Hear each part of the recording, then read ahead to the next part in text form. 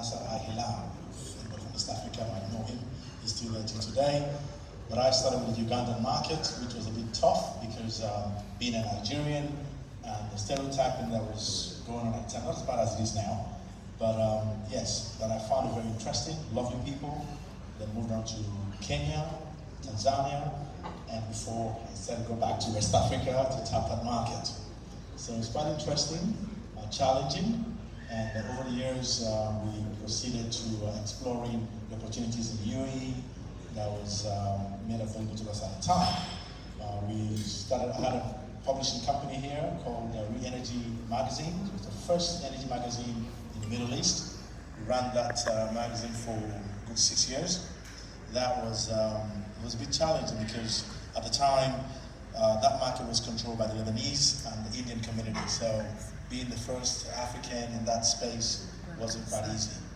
But we had that going, and then of course we had our fair share in the real estate business at a company called Rhino Properties.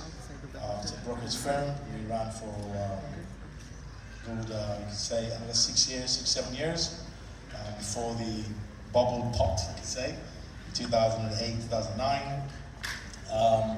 Then we switched, we went into commodity business, trading oil and gas, and what led us into all that, all this was based on the fact that we got into the logistics business, the freight forwarding business opened that opportunity.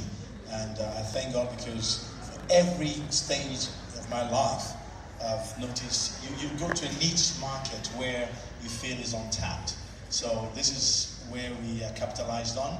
I had guys who came with the shipments, and I had to talk a little bit, and that was the part of me that came out, asking what to do. They've come and buy properties, and I looked into that market and said, well, hey, why send them somewhere else? So we decided to venture into that area because we had the skills. I went for a course at RERA, got the certification to sell properties. And then commodity, we saw a few guys coming here, they come to buy rice from India, and some of our brothers want to sell their cashews from Gambia, from Guinea-Bissau. So we thought, okay, fine, why don't we offer that service? So that's how we got into that space, and it was very successful. Moving on to that, while in the States, I worked for two banks, First USA Bank and Bank One.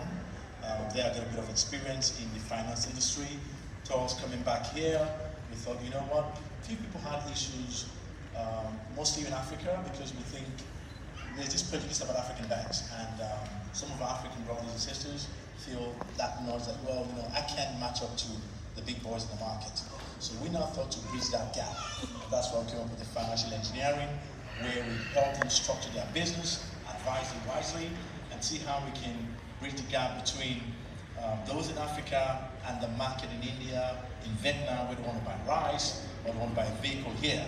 In some cases, we help them structure some finance, which they don't know it's there, but we have the way how to get to it, and we kind of make it available. So it's been a very interesting ride. Don't want to bore you guys. My colleagues also have a lot to say, but a very interesting journey. Thanks to the leaders of this country again for giving us that platform. I enjoyed here. I've been, I mean, sometimes I get embarrassed to say how long I've been in this country, but yeah, it's been a very fun ride, and still have a few more years to go. Yeah, but doing a lot of things in Africa right now. I think as we go further, I will share more light as to what we're doing now and what is in stock for everybody here today, and what is in stock for me in the future. Thank you.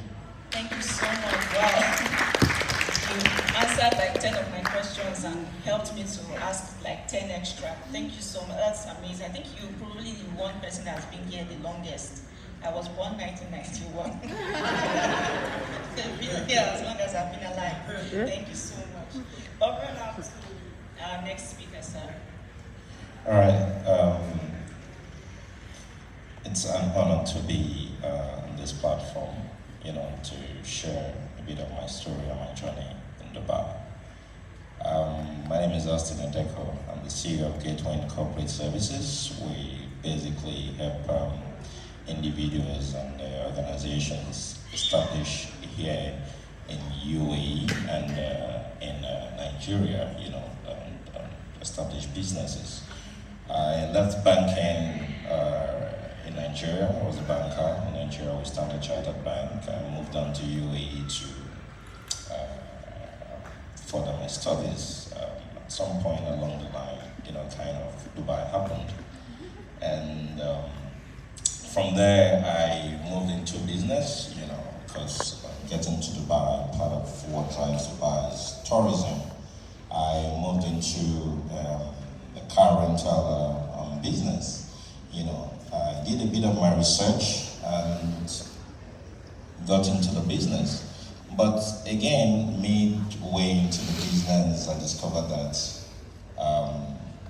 for you to have access to capital, it was a bit of a huge challenge. So part of what we started with, we couldn't really move forward with that, and we went into travels and tours. Then from there, we went into business consultancy because we saw a huge need there within that space, because we have lots of people who are coming in here to because